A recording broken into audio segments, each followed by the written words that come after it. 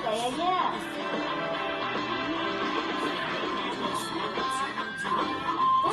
Ada yang berselfie terbang akan sepeda BMX.